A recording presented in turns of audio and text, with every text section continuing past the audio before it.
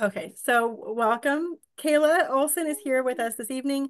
I've just finished reading her newest book, The Lodge, which is so good, you guys. Thank you. Kayla is the author of four books. Two of them are young adult, like dystopian science fiction, Yeah, I always call them like sci-fi survival books. sci-fi survival books. Yeah, and two of them are romances for adults, The Lodge and The Reunion. There you go. And so The Lodge was just released earlier this month. It was so fun to read. Whether writing at her desk or curled up with a good book, she can most often be found with a fresh cup of coffee and at least one cat. So thank you so much, Kayla, for coming with us this evening and just chatting with us. I was wondering if at some point you would want to read a little excerpt of your book so that we could get a taste of your writing. Sure. Yeah. I'd be happy to. I can do that now or later. When would you like that? Yeah, yeah. Yeah, Go ahead sure. and because I Okay. don't know if anybody else has. I mean, this just came out, so I know I've Yeah, read it, but I don't know if everybody else has. So, it's only a um, couple weeks old now. So thank you so much for your nice words and for having me. Maureen and I met when our kids were like very small at that library, at the Laura's library together at story time. And so it's always fun to do events with her. So it's nice to see you all and good to hear about all your successes and all your books. I'm going to have to get names so I can look all of you up later. Maureen, if you'll send those my way. oh, for sure, yeah, I But will. yeah, so this is my new book, The Lodge. It is a cozy ski resort romance set in Vermont. It's about a girl named Alex who's ghostwriting the memoir of a former boy band member. And she goes to the resort to basically escape her annoying sister who has moved in with her and she can't focus. So she's just trying to really just like have a month-long writing retreat to hammer out the first draft of this book. But what she does not count on is that there's going to be a very handsome, very kind ski instructor living right next door in the very Mm. luxurious penthouse right next to her. So, a little more distracting than she anticipates. And there's also a mystery element in it. One of the boy band members went missing like eight years ago. So Alex is excited to hopefully uncover a little bit more of that as she is working on the memoir of this boy band member. So that's the book in a nutshell.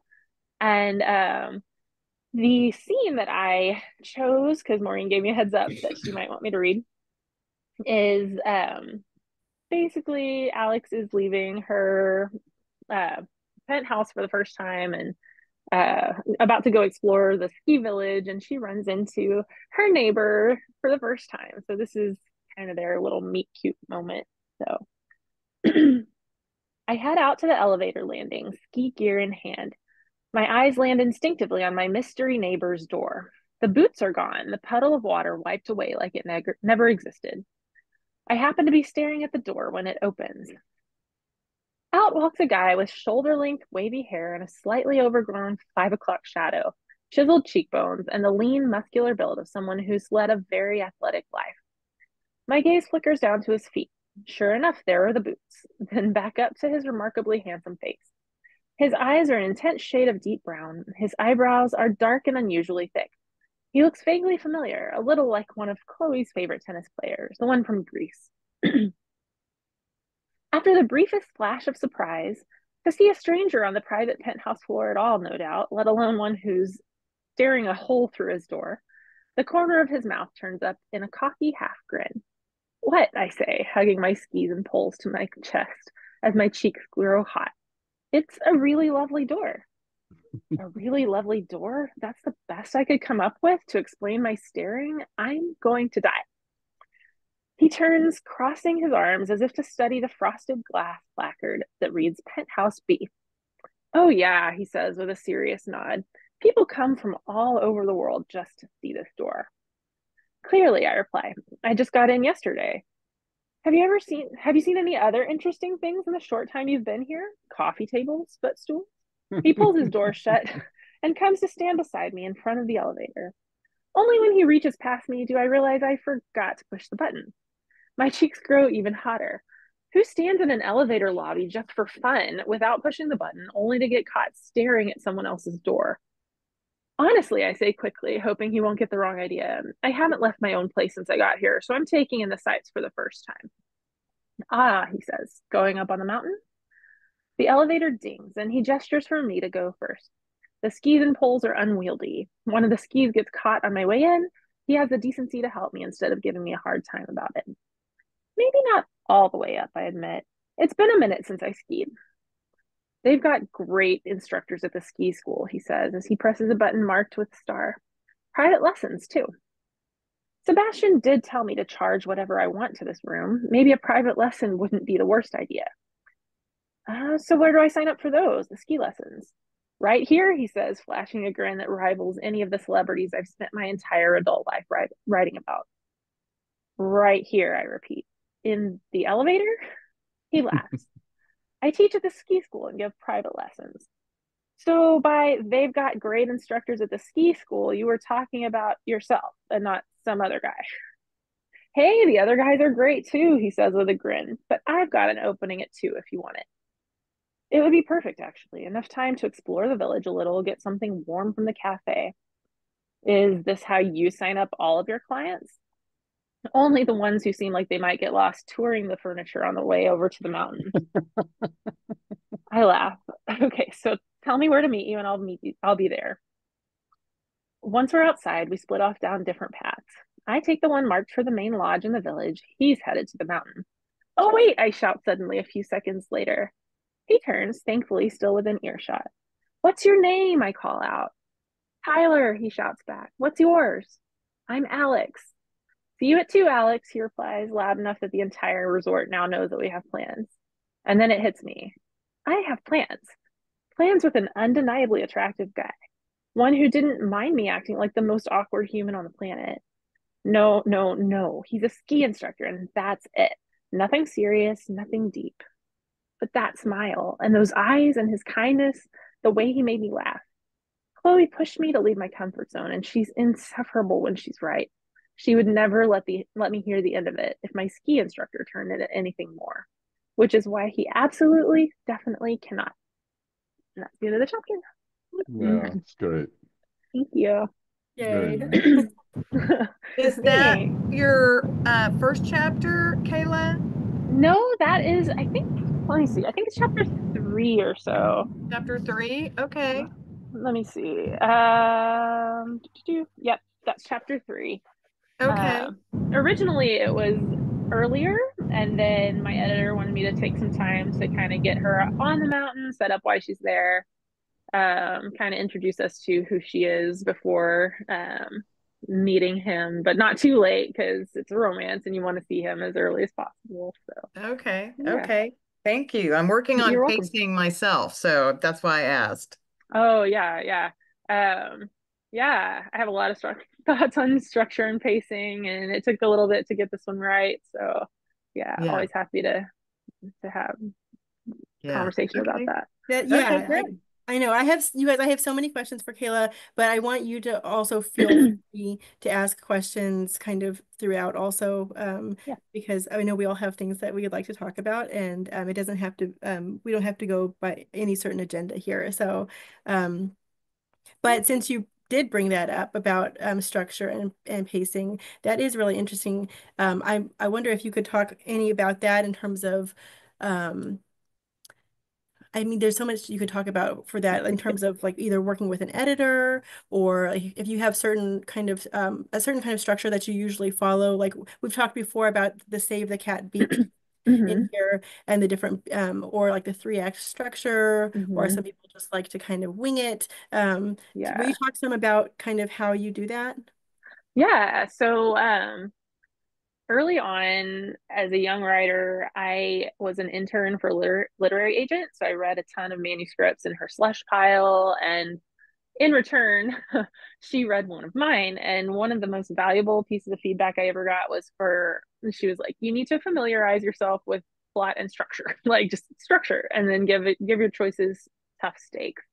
And so I read a lot about structure and came across some resources. My favorite is actually by Larry Brooks. It is a 4-part structure rather than a 3-act structure, but it works kind of well with the 3-act structure as well. So basically it breaks it into 4 parts, and the first is similar to the 3-part structure where you're laying foundations, but then it's just a way of breaking the middle down a little easier, because that's where so many people get bogged down. For me, writing the opening is always the easiest part because I have so much energy and excitement, and your characters aren't really struggling yet, so you're just kind of introducing what the world is like and what they want, and who they are. But then once you hit the middle, it can be really challenging to know how to build on that in a way that doesn't feel like you're just writing toward an endless, like, far off goal. So the 4-part structure breaks down the 3-act structure. So it basically splits the second act into 2 parts, with the 50% mark at the middle of that. And so part 1, foundations, and then part 2, like the 25% mark to the 50% mark. I always think of it as like the wanderer. So they're kind of like wandering around toward their goal, trying to figure out like how to reach it. And then I always put a context shifting midpoint right at the 50% mark, to where it's either an emotional or situational revelation that just kind of busts the story wide open for your characters, that propels them into the second half of that second act, which I think of as the part 3 of the story. So everything from like the 50% mark to the 75% mark is them kind of taking this new information and working through it as they pursue their goal, all the while like turning up the heat on the obstacles that are facing them. And then from 75% mark to the end is part 4, where essentially they are like, I like to think it of, I've thrown up all this stuff, all these problems for them emotionally and situationally in the first 75% of the book. Now, how am I going to land this plane and make all of these elements just basically solve the problem in one like gigantic climactic sequence? And so for me, I try to use this 4-part structure to develop my external plot as well as my character's internal character arc. And ideally, those will like dovetail and build together in the same way. And so even though it's like, I mean, structure is a formula in a way, but it's never the same on the page. So it leaves you a lot of freedom to just connect those dots while resting assured that your story is going to build in a way that feels balanced to the reader. And so, yeah, for me, I'm neither like, if I plan too much, I'll get bored with my story and feel like it's deja vu. But if I don't plan enough, then it feels like I'm just wandering in a structureless mess. And so I think of myself as like a hybrid writer. So I try to plan out just those little points along the way. So like, what am I building toward to get to at the 25% mark? What's my big reveal going to be at the halfway point to my character? And it doesn't have to be like gigantic, or it could be, but just as long as it's a piece of the puzzle that kind of shifts their perspective. And then halfway between 25% and the 55% or 50%, I try to put like an obstacle that is something that reminds you that them reaching their goal is not going to be easy. And then I try to come up with a similar sort of thing in the third act. So between 50 and 75%, about halfway through, some sort of obstacle.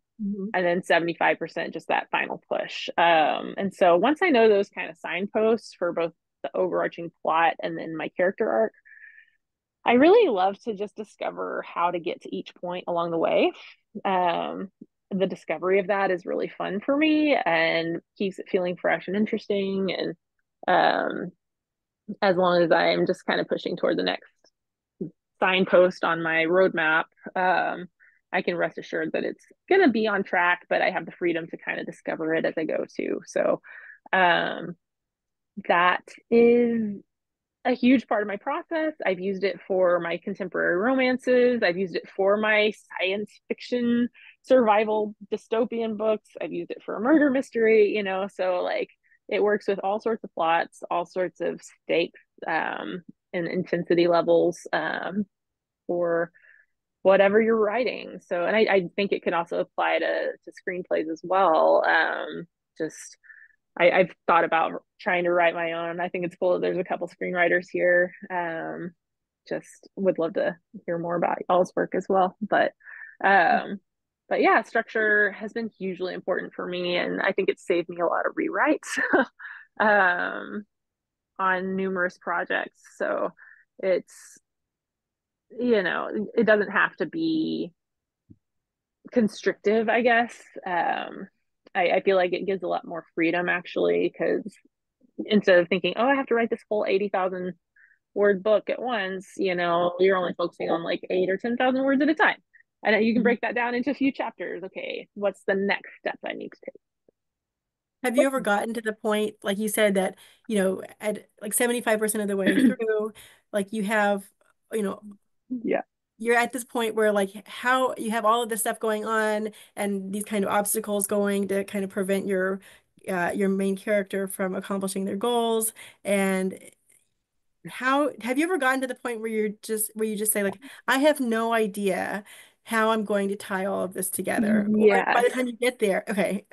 Yeah, every time. But that's the fun part about it, you know, like I kind of generally know where I want my characters to end up emotionally, but then like the specific concrete details are just kind of hard sometimes. And to me, it feels like a logic problem or like a tapestry you're weaving, or even like a puzzle that you're doing, but you're creating the pieces as you go with no picture to go back off of. And that's part of the fun for me as a writer, like just the challenge of thinking through, okay, like what's not on the page that can solve these 5 things in one elegant push, you know? Sometimes I get it right on the first try, and sometimes it takes several drafts and feedback from readers or editors to say, okay, I think you took a wrong turn, like let's do this instead. And just have to keep working till it gets right. But yeah, that's part of the fun. But it is always a challenge. I guess I kind of try to put like the obvious ending at the 75% mark, and then try to find a way to surprise myself from there. Because I feel like if even I am surprised by what happens, then the reader will also be surprised.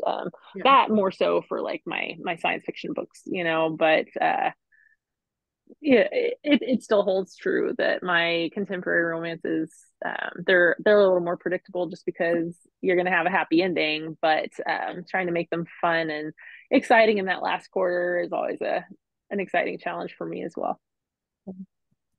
I have a question. Okay. At what point do you write the back flap blurb? And could you read yours for the lodge for us? Sure. So the more I do this, my first 2 projects that I ever attempted, I wrote the whole book first, and then I tried querying, you know, and trying to get a literary agent. And anybody who's new to that is like, wait, like it took me 80,000, 100,000 words for my book. Like, how am I supposed to describe it in 3 paragraphs? So from then on, I actually decided to start writing those first. Because I find it a really helpful exercise to just boil it down to the basics of who's my character, what do they want, what's standing in the way of what they want, what's at stake if they don't get it, what do they stand to gain if they do get it. And if you can answer those questions like in your, you know, jacket copy or your query letter, that'll already make for a strong foundation to write the rest of the book, because you know the heart of what your character wants. Yeah. So I actually didn't get to write this. My publisher wrote the back of this one, but I do I started with something similar before I ever wrote the book. So the tagline is "Love is a slippery slope," and I thought that was so cute. I didn't come up with that, but I loved it so much. Um, Alex Morgan just got her big break as the ghostwriter of a memoir by Sebastian Green, a former member of the boy band True North. And when he offers to let her stay in a penthouse at a luxurious resort in Vermont, she jumps at this chance. Her career as an entertainment journalist has been building toward this dream job. After all, she used to cover True North and was one of the last people to interview former frontman Jet Beckett before he disappeared. As she combs through Sebastian's voice memos, the specter of the missing lead singer remains, and fans are desperate to know the full story. Yet Alex also has some time for fun at the resort, where she begins ski lessons with a handsome instructor named Tyler. But as Alex and Tyler fall in love on the slopes, Alex's work takes a complicated turn, and the mystery of True North's downfall may be hers to solve. Oh, Yeah, so it's a little more mystery in that cover flap than what I probably, well, it's pretty close. It's been interesting because like since it's firmly a romance, um it's been interesting to try to balance like how I talk about it in order to set expectations, but there's definitely a mystery thread throughout. For me, it feels like the how it happens is the exciting part, as opposed to necessarily, it's not like my Mystery on a Space Station where there's like jaw-dropping twists at every turn and you're like, oh, it's not what happens that's exciting, it's how it happens. So I've been very like, it's a firmly a romance with a mystery thread. So yeah, good question. Can I ask you about your launch game? Seems pretty good. You've got a lot of reviews already after 3 weeks with the new book, and so with my launches, I've got some Goodreads followers and Amazon followers, and I've got a decent number of pre-orders, but that's kind of it so far. So if you could talk about what you find to be effective with your pre-launch checklist for getting people to read it and review it, when it's right out of the gate, I'd appreciate that. Yeah, so I have been on Instagram for a long time and I've tried to just build a decent following of people, right out of the gate when I had the cover to share. Around the same time we finally had pre-order links, I enlisted maybe 10 people with varying sizes of followings. Some people's followings are small, but they have really good engagement. And some people have very large following. And so I reached out to maybe 10 people and was like, hey, I'm going to do this. I would love to send you an advance copy. If you can, I promise you'll get to read it early, but I would love if you'd be willing to help share my cover. And so I think that was one of the first things that really helped spark excitement. So getting people in your corner who have readers who trust them also like to talk about your book, just to share about the cover or share.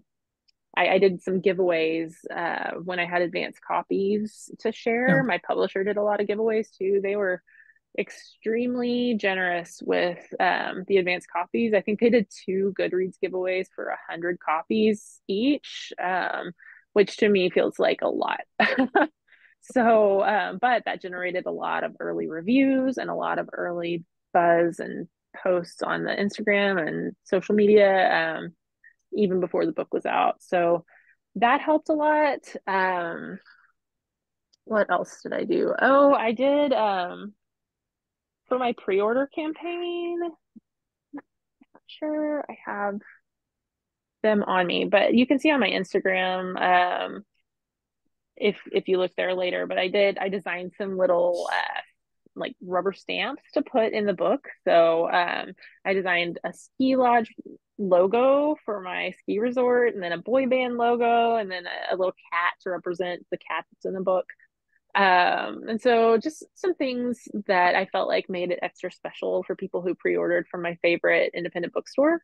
They get those little special treats. And then I also, let me see, I painted some postcards. So there's one of them to kind of match the book cover. And made it like something you could buy in the gift shop at the ski resort. And so I included those with my various giveaways and my pre-order campaign.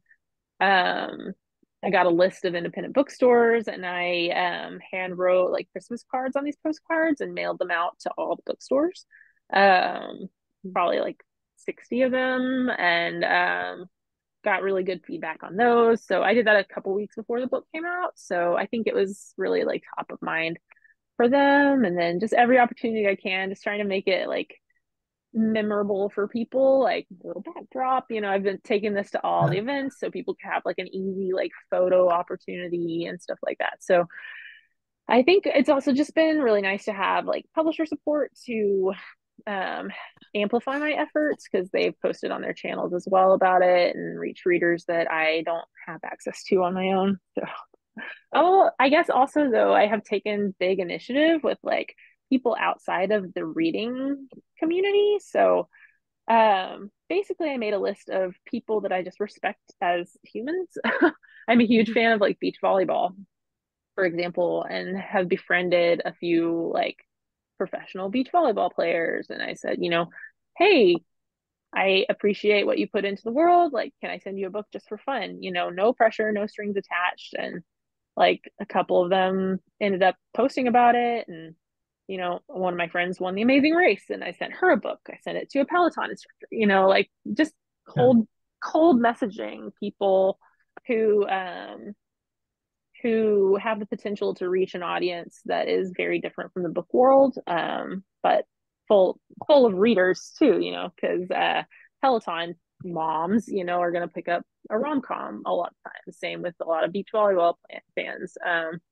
So yeah, just being brave and reaching out to people and in a way that feels personal and specific without putting pressure on them, because I'm always very careful to be like, this is a no strings attached, no pressure copy. And it's always kind of a gamble, like, hey, they may or may not post about it to their bajillion followers, but sometimes they do. Sometimes they tell people about it, and that's a nice bonus. But like at the end of the day, I think just being bold and being proud of what you've made and being up for telling people about it without like pressuring them, I guess. So yeah, good question. It's been fun. This is it. I have three things. First, you look like you're dressed for the ski slopes, so I appreciate the effort. Second, when you said a resort in Vermont, I thought of the old Bob Newhart TV show. Mm-hmm. Third is my serious question. How did you find an agent? How did I find an agent? Yes, I sent out query letters the old-fashioned way, and at the time I had several friends who were published and represented by agents and had a lot of referrals, but ultimately it ended up being a cold query that landed me with my literary agents. I work with two of them who work very closely together. So my method was I used Publishers Marketplace to look at the top 100 deal makers list. So I did a ton of research before I ever sent a query letter, just to see what kind of books these agents had sold, what they represent. So I tried to look for similarities to the book that I was querying. And at the time it was like a young adult science fiction time travel book set in the Texas Hill Country. And so it's a very specific, weird book. So I queried people who represented maybe time travel, but just kind of a different way, like nothing that was so similar to mine that it would compete. But I just tried to look for similarities in subject matter, genre, and maybe even like the voice, lyrical writing. My voice was compared to certain writers at the time. And so I queried those agents. I was like, oh, so I see you represent so-and-so, and their book has a time slip element, which makes me think that you might also enjoy my work. So I personalized every single query. Ended up sending to 17 agents, and 12 requested the full, and then 2 or 3 others requested partials, and then 2 or 3 others were like never heard from them again ever. And at the end of the day, I ended up with only 1 request out of all those fulls. But they became my literary agent. So they gave me a revise and resubmit. And so I revised it and resubmitted it months later. And then they reached back out and said, we think we can sell this. We'd love to represent you. And I loved them because they were my top choice. So unfortunately, that project didn't sell to editors, but I wrote another thing while they were trying to sell it that year, a whole year on submission. And the thing that I wrote while I was waiting ended up being the first project to sell. So yeah, it's been a long road. So John just opened the door, so I'm gonna walk through it. So I'm from Vermont. Oh, and I okay. spent half the year in Vermont. And Amazing. so I wanted you to, if you could, if you felt like you wish to, I mean, say a little bit about your setting and how you familiarized yourself with what's your Vermont connection? Do you have one? Yeah, all that. So I am a huge fan of just setting in general. So my first book was Desert Island. Second book was Space Station. Third book was Hollywood. And this one, I wanted something snowy and wintry, but I got total altitude sickness the both times I went skiing as a kid. And so I was like, not New Mexico, not Colorado. How about maybe Vermont? I had some friends from a Disney cruise that have a place up there, and essentially I picked Stowe because I was like, okay, if I ever make it up there, I want to be able to visit our friends that live there. Plus, it seems a little more altitude friendly. And my main character is easy to set her home base in New York City. So to be able to have Vermont be so close to the city was also a bonus, like plot wise. So I unfortunately still have not made my way up there in person, but every day I'm like, okay, if today the day I book a writing retreat at the lodge that I discovered. So I created my own lodge after doing a lot of internet research, but then stumbled on one that looked really fun and had the ice skating rink and everything and some beautiful penthouses, and like, oh gosh, now I need to visit. So most of my research is internet based, and then I have a couple friends that live up there, but I would love to check it out for myself sometime. I feel like I need to basically after this. Yeah, I was definitely. very relieved when a friend of mine who lives in Stowe was like, you nailed it. I was like, okay, breath of fresh air. So it's nice every time somebody reaches out to say something like that, since I didn't go in person. So yeah. I have 3 questions. Yes. Okay, number 1, when you said you sent out the actual book to acquaintances, etc., was it email or hard copy? So mostly it was hard copy. So my publisher printed out a bunch of advanced copies. Okay. And they were very generous. They sent me like 50 of them. And so I made a big long list. I sent probably about 30 of those to just people all over the internet that I had known through the book community on Instagram. And then I saved some for giveaways to do, just to kind of build buzz about it. And I don't personally email them, but my publisher had digital advanced copies as well, available through NetGalley and Edelweiss. But there's a very specific, I think, system that they have to use to get those on the internet, because they don't want them to be super easy to just download and then sure. You know, piracy is a huge issue. So I don't email them myself. I let my publisher do all of that. And so any copies that I personally handed out were physical. Did you find that successful? Yes, very. So yes, when you hand out physical copies, not only does it give the readers a chance to read it first and write a review, but they can post pretty cover pictures on their Instagram. And even if they haven't read it yet, they can just say, hey, look at the book mail that I got, you know. And every impression the cover makes, you know, on the internet is one more chance for it to make an impression on another reader. So I think that sending out physical copies was very worth it, because they got a chance to read it and post about it. And then they could do their own giveaways too, after they read it if they wanted to do that.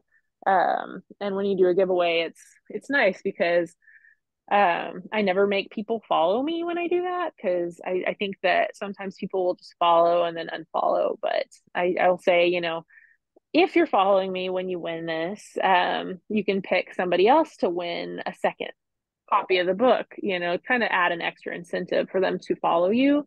And that way it just gives people the incentive to share the giveaway. And I give bonus entries for like sharing to stories or tagging a friend. So those represent just more people hearing about the book through the giveaway, which can stretch your mileage with one physical copy, get a lot of eyes on just one copy. So two other questions real quickly.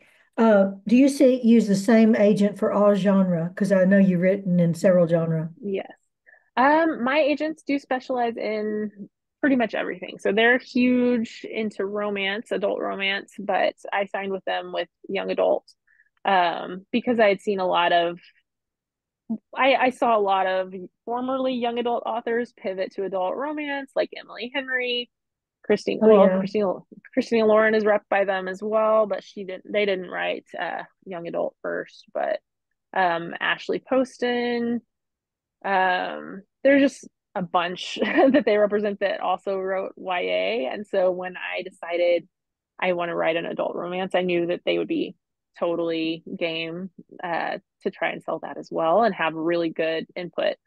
Some agents out there only represent adult or only represent children's or don't do picture books.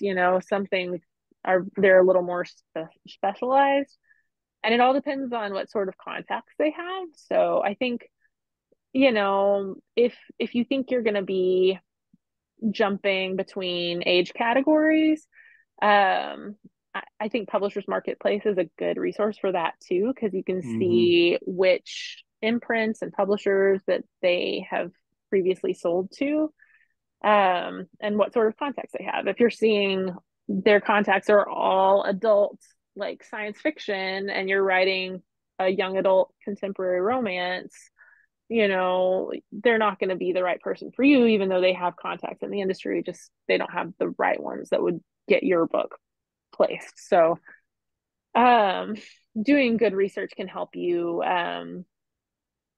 figure out, is this person going to be flexible with my career if I decide to pivot at some point, or am I going to need to get a different agent? I think if somebody like truly doesn't represent what you write and nobody else at the agency does, but I think they're usually happy for you to get a second agent.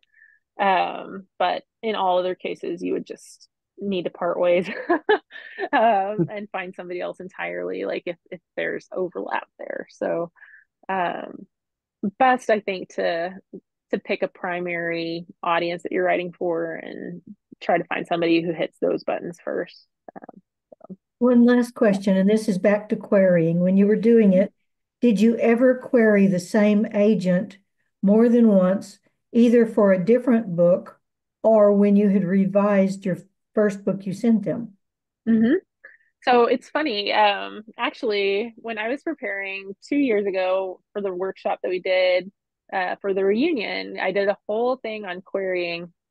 And I was looking for that query letter that landed my agents with that time travel project. And I realized as I was searching for Holly Root, there was a query that I didn't even remember sending for my very first project that I ever worked on. I briefly queried it. And she was one of the agents that I queried. And so that project ended up being a practice book that is in my closet.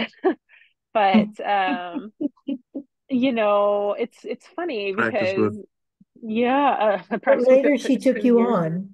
She did, yes. So excellent. For something entirely different. So very good. Thank you. That helps me. Yep. Yeah. I think they're always open to seeing new work. You can always try again with another project, and it truly might have just been they didn't know how to sell the first one. You know, they might not have had the right contacts the first time. So yeah. Thank you. Okay. You're welcome. Kayla, can I jump in? Of course. Kayla? Yeah, okay.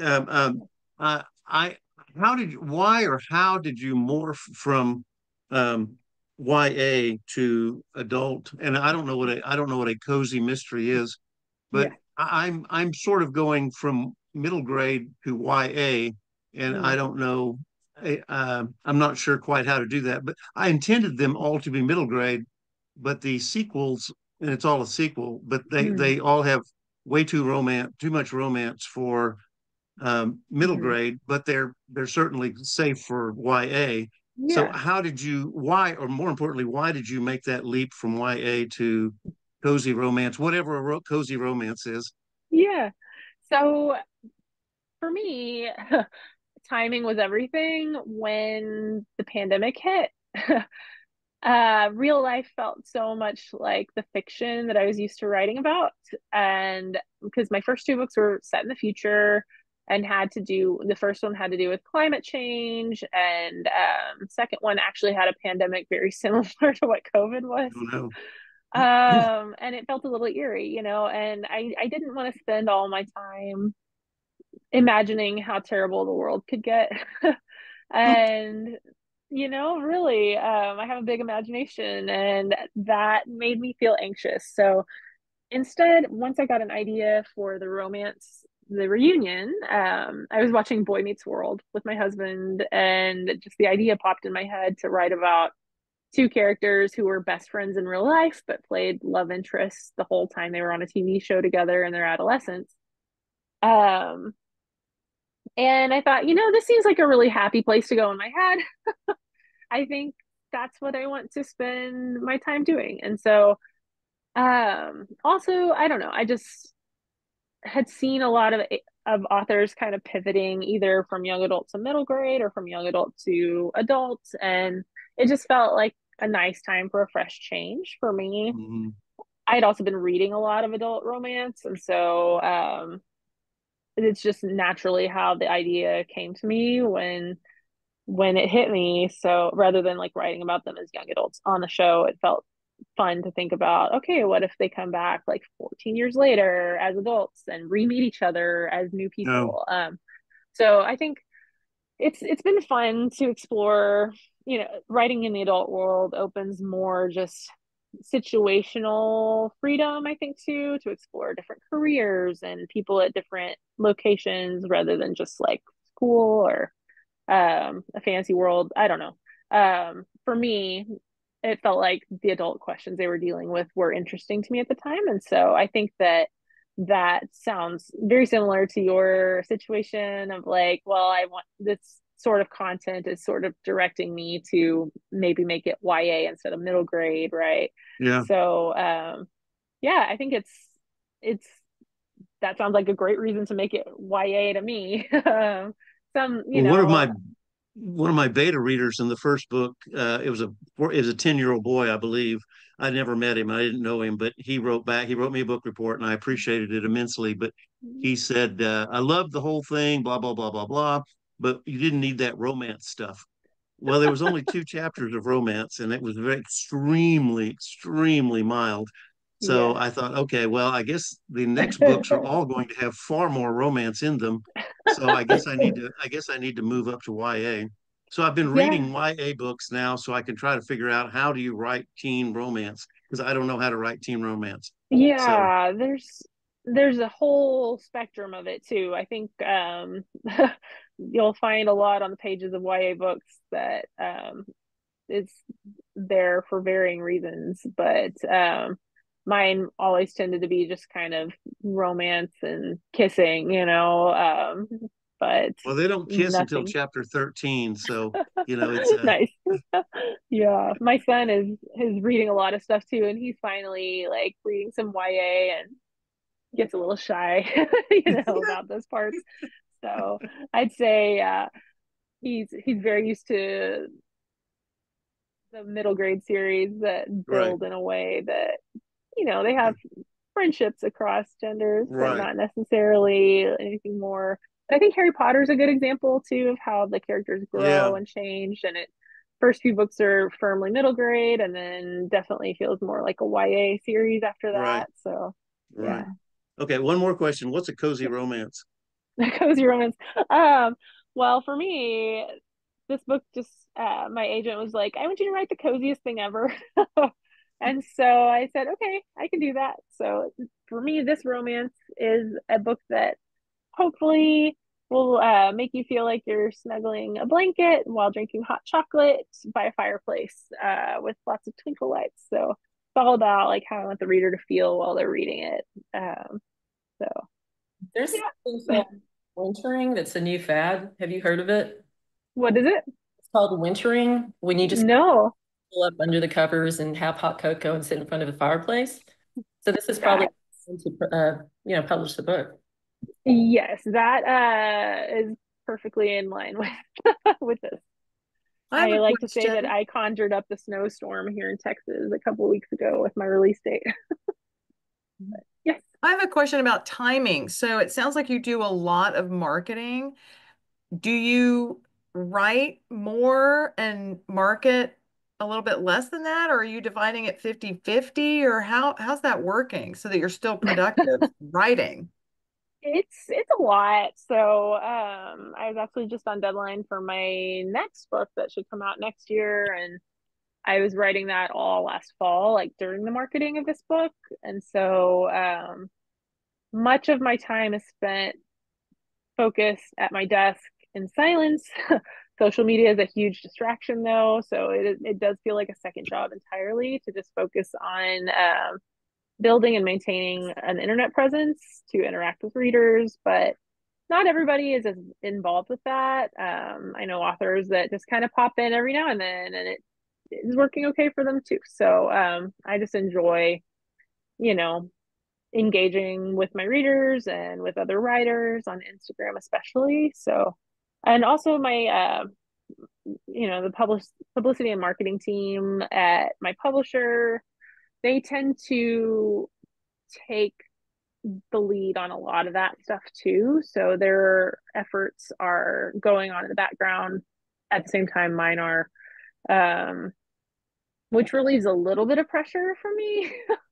But because it's not all entirely on me, that's one of the benefits of not doing it all by myself. But you know, it's definitely a balancing act. You got to protect your writing time, but I don't know about you, but like for me, I probably only have 3 or 4 good hours of focus time in me to be creative, if that.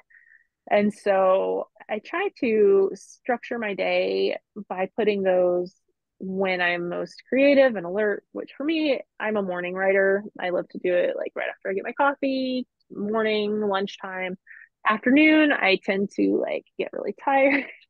And so sometimes I'll use that more for planning, taking care of marketing things, taking care of emails, taking care of Instagram replies and stuff, planning. So I think working with your natural rhythms to try to keep up with all of those things is the only way to do it. Because otherwise you'll just be exhausted all the time. Yeah. But, and you'll be exhausted all the time anyway. But we also homeschool. So it's like the gauntlet around here. Wow. Just knocked into my sign. But yeah, it's a lot. My husband also works from home though, and so he's fantastic and supportive and picks up a lot of the homeschool stuff when I'm particularly maxed out on commitments. So Kayla, did your publisher ask you to make many changes? yes. So this is the first book that I ever wrote after I sold it. So they bought the idea based on like 3 sample chapters and a synopsis. And then I wrote the rest of the book on a deadline, which was very intense and difficult, but that's where like having structure helps a whole lot. um, so I wrote it as best I could, but then my editor was like, okay, this whole subplot needs to go.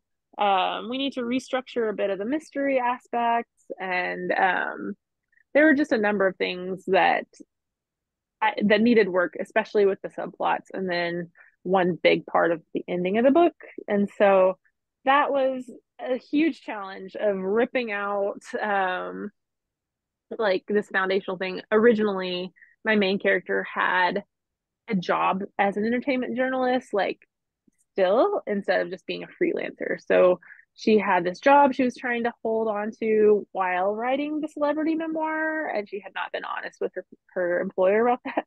And my editor was like, that she really would have had to tell her boss about that. And so there were just some plot problems with how I initially conceived it. And so in the finished version, she's just a freelancer who's taken this on, but ripping out that element of like all the job pressure really changed a number of things about the book. There's a sister character in the book that I introduced on my second draft. She didn't exist before that. I came up with her to kind of fill in the gaps of a number of different issues. And yeah, so there were a number of changes, and it was a really tricky revision, but my editor was really happy with it at the end of the day, and I did another couple drafts after that to make it tighter, but those were the biggest things. So my editor's fantastic though, in that she has a way of communicating things that makes you think like, oh, of course it should always have been like that. I don't know why I didn't come up with it, so she's great at like coming up with changes that I want to make instead of them feeling like she's ruining it somehow or like not appreciating my ideas. We tend to be very much on the same page. So that's definitely helpful. What was the book on structure that you used? I couldn't hear. What was the book on structure that you used? Oh, yes. So, Story Engineering by Larry Brooks. He also apparently has a YouTube video that basically goes over a lot of these, I guess, his method of structuring it. Maureen gave me a heads up that she might ask about which books that I recommend. So I picked a little stack from my shelf to share with you. So that was my structure book. And then I love this one. This is not about structure, but it's just really good. Writing for Story, or Wired for Story by Lisa Kron.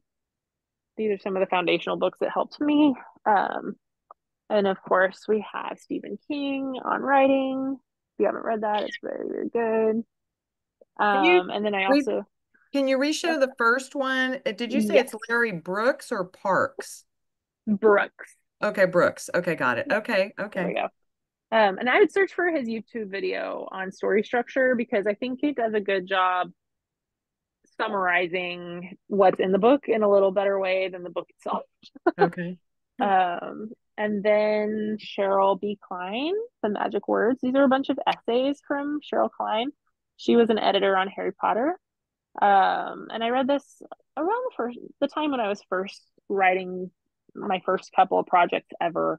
And it was just really helpful at helping me figure out how to revise, how to structure,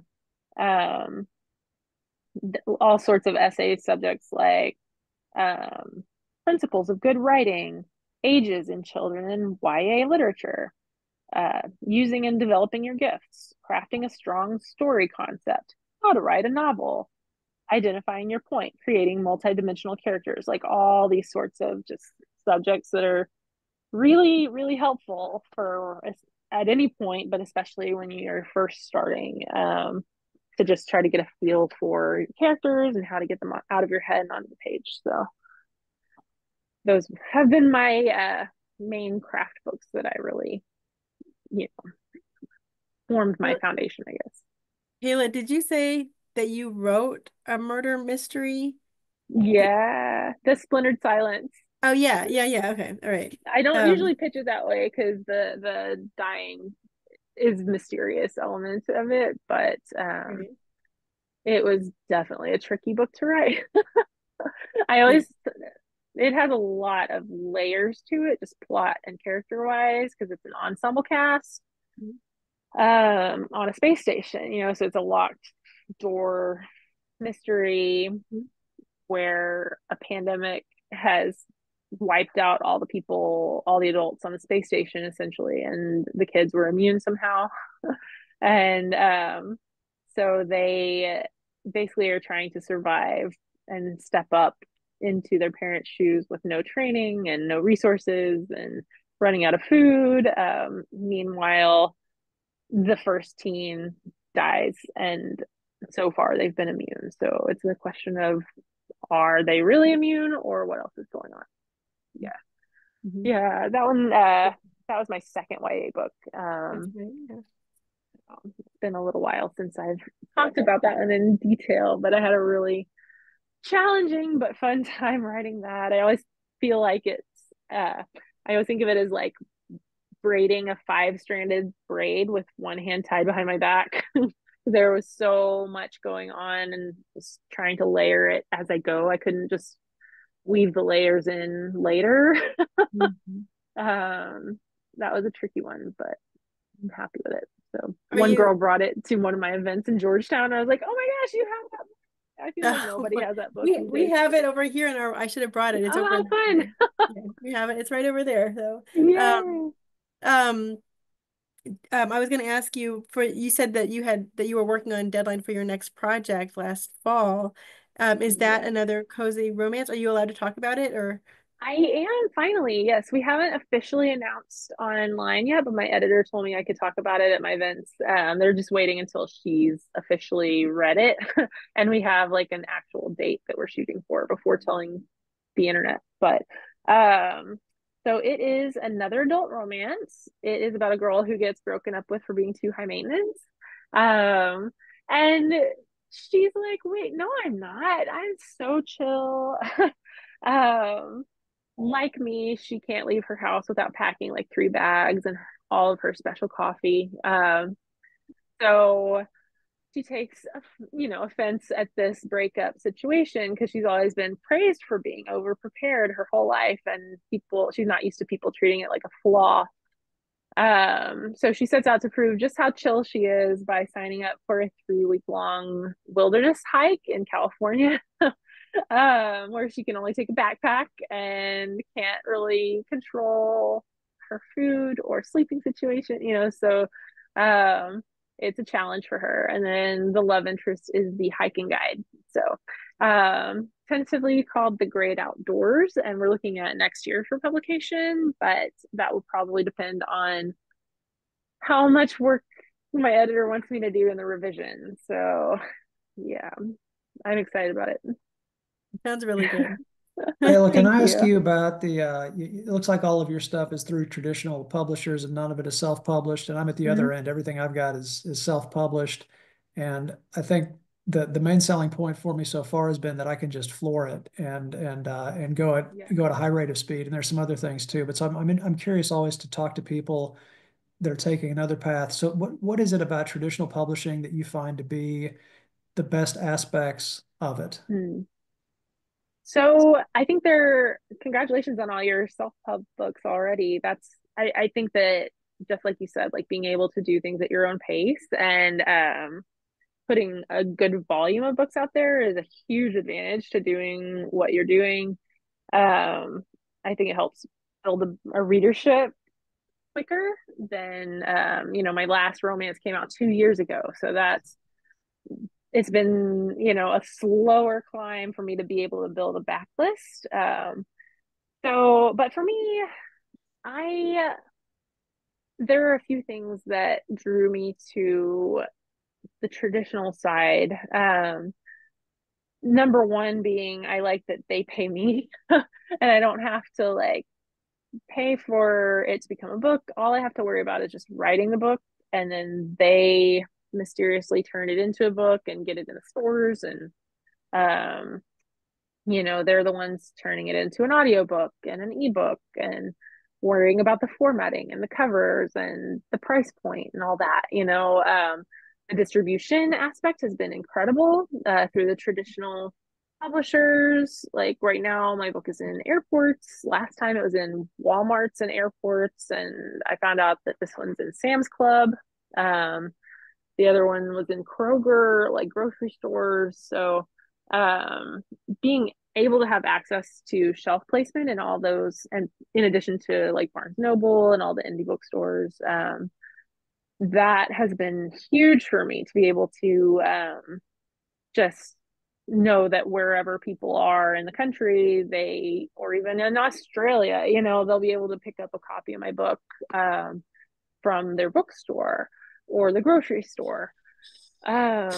With my first book, The Sandcastle Empire, so having traditional literary agents is also, it opens doors that I never would have been able to open on my own. They hooked me up with my film agent who got me a film deal with Leonardo DiCaprio producing and Paramount as the studio. And that deal in turn produced, I think, 15 or 16 foreign language translation deals.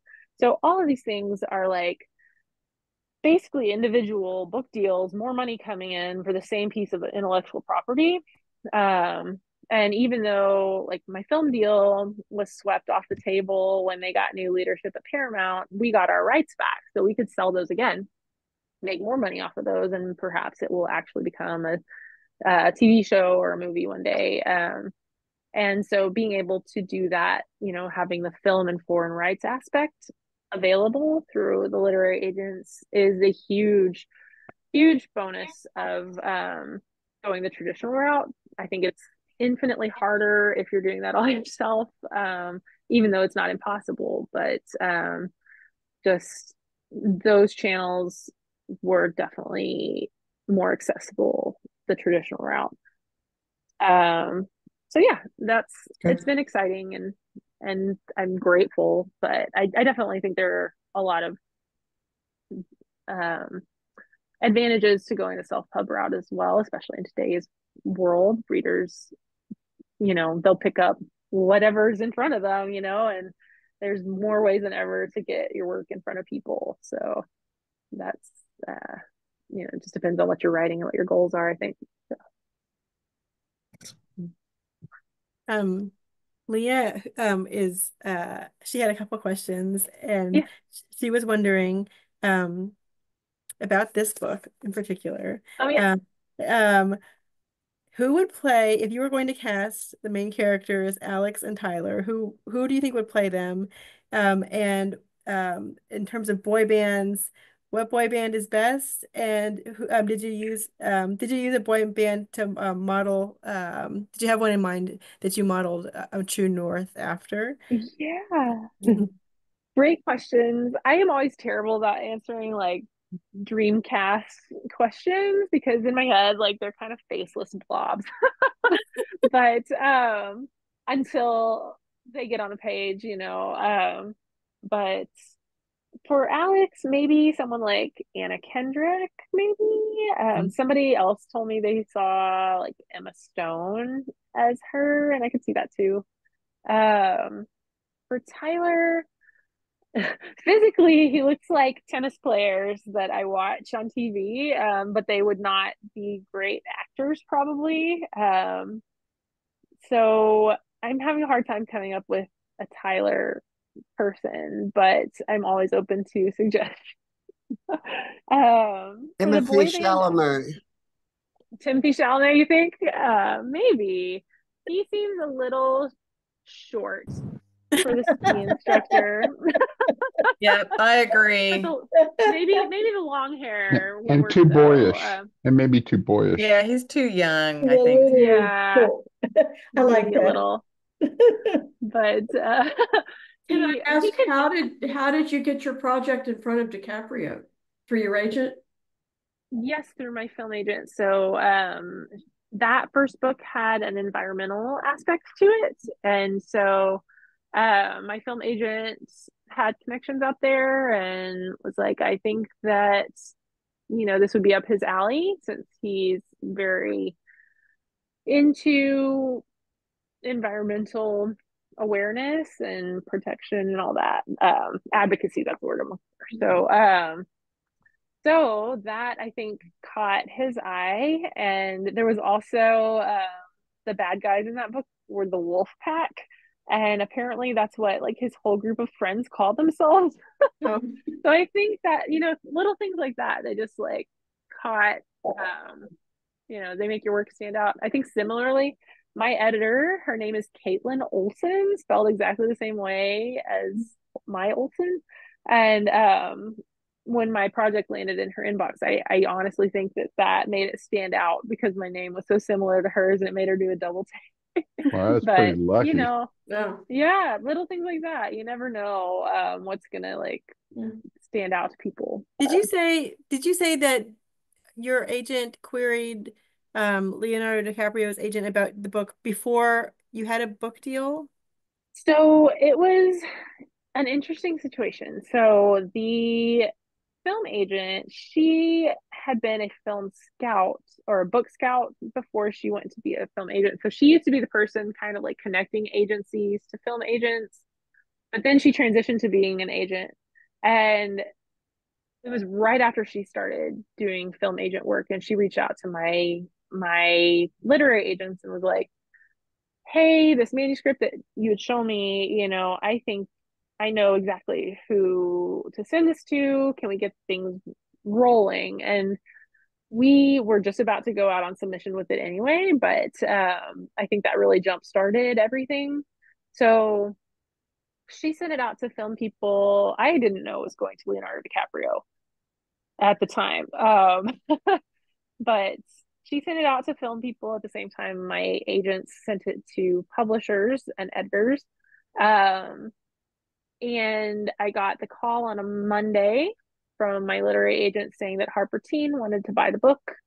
And then the very next day, my agents called and said, Leonardo DiCaprio's production company wants to produce this, which means we didn't have a deal yet, but they wanted to shop it around and be the ones to like guide it, shepherd it through production. So a month later, they had already pitched it to Paramount, and we had a deal with Paramount. So it was really whirlwindy and fast and stressful and exciting, especially as somebody who loved Titanic in high school. I was like, oh man, Leonard, what? It was very surreal, the most surreal thing of my whole life. But then so that's how the option dropped. Yes. So we had a screenwriter attached and a script and everything. And from my understanding, what I was told was that they had a new person at Paramount took over. And when they do that, they usually like to start fresh, basically kind of as a power move of like, hey, I'm here now, we're going to do my projects. And a lot of projects got just like swept off the table and mine got caught up in that. And so rather than renewing with the same team, we just ultimately all were like, okay, we're going to try for something else entirely. So I'm not sure what the whole backstory was there beyond what I know about it. But what mattered to me was just, being able to get our rights back so that we could do something else with it. Because if they shoot even a single frame of your movie, like you can never get your rights back. So I was very thankful that they hadn't gotten that far in the process so that, we could potentially do something else. And it was optioned for a feature film, which is exciting, but I've always kind of envisioned it being a little bit more like Lost, the TV show, episodic, and maybe episodes focusing on different characters, so that you get a little more depth to it than you would get in a 2 hour long film. So in some ways, it might be a blessing rather than just a curse, just maybe I can make it that way. So I've thought about trying to adapt it into a pilot for TV, but again, when do I have time to do that is the question. Yeah. Okay, I'm sorry to come back to this crucial question, but I wanted to find out about the boy band. Yeah.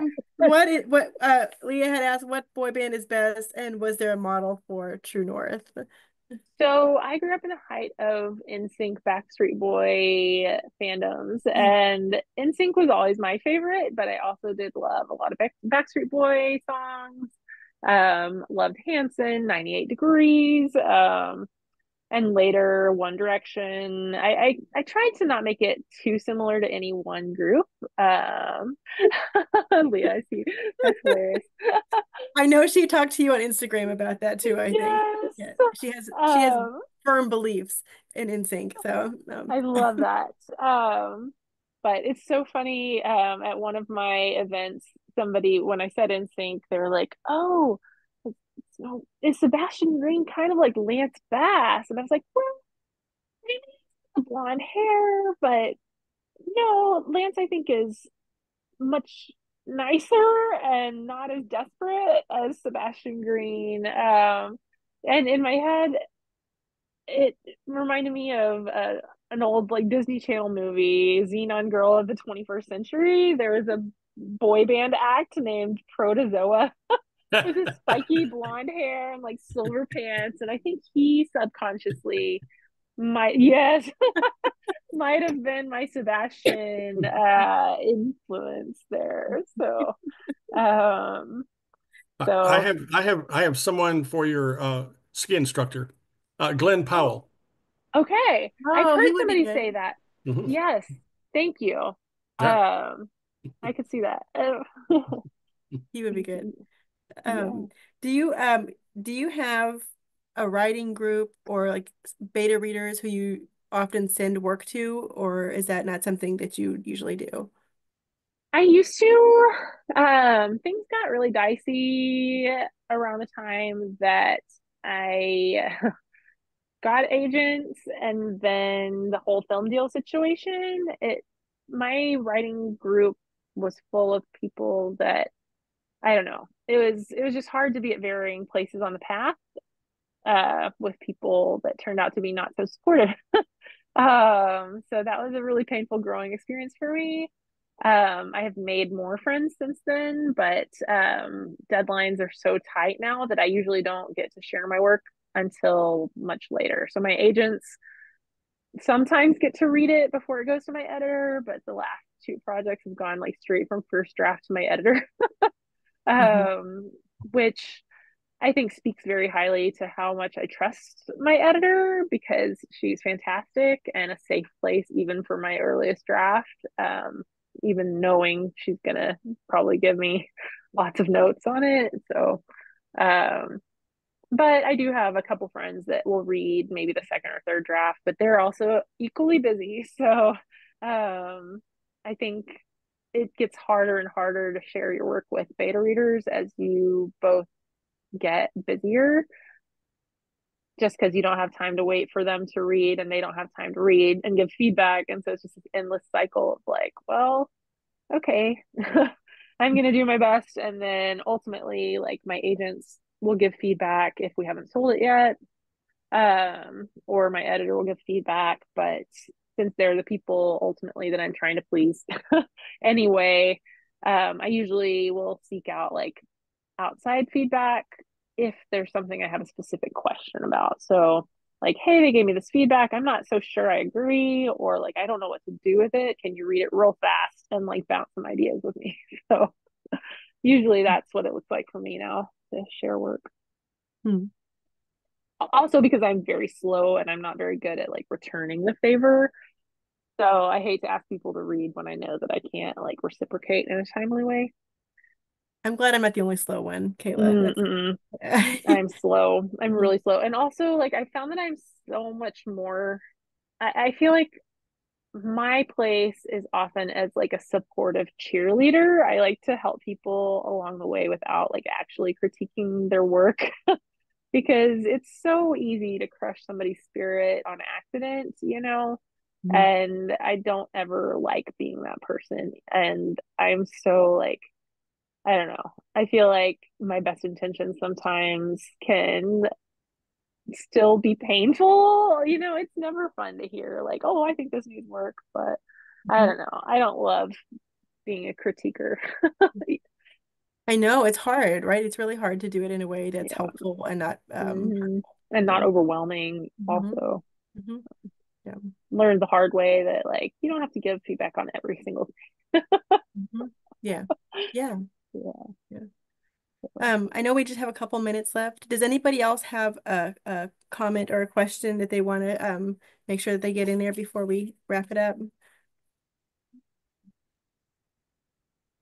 I don't want to step on anybody's toes. Go ahead. Go ahead. Yeah. Oh, I have a quick question. With the traditional publishing that Kayla does, I've heard her mention a publisher, an editor, a literary agent, a film agent. Is there one particular like main point of contact, or are you interacting with all these different people? I was just curious what does that look like organizational structure-wise? It's a large web. So my immediate main point of contact is literary agent. I have two of them, but I consider them the same thing because they work very closely together. So they're the main point of contact that will pitch your book to editors. And they're the people who have contacts with the film and foreign rights agents. And so they're kind of just the center hub.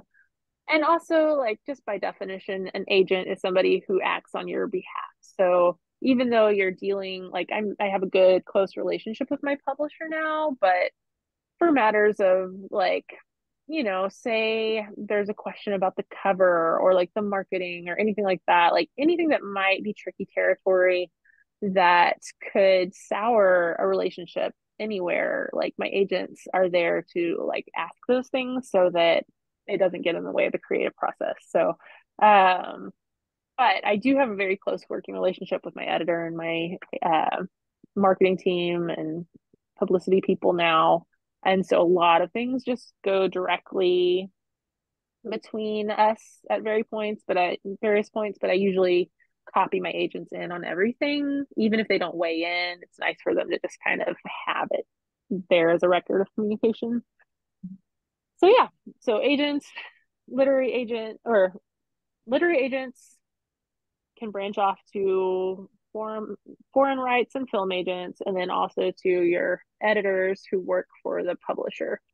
So yeah, it's a lot. Good question. Did anybody else have something quick that they wanted to say? That was a good question, Susan. Yeah.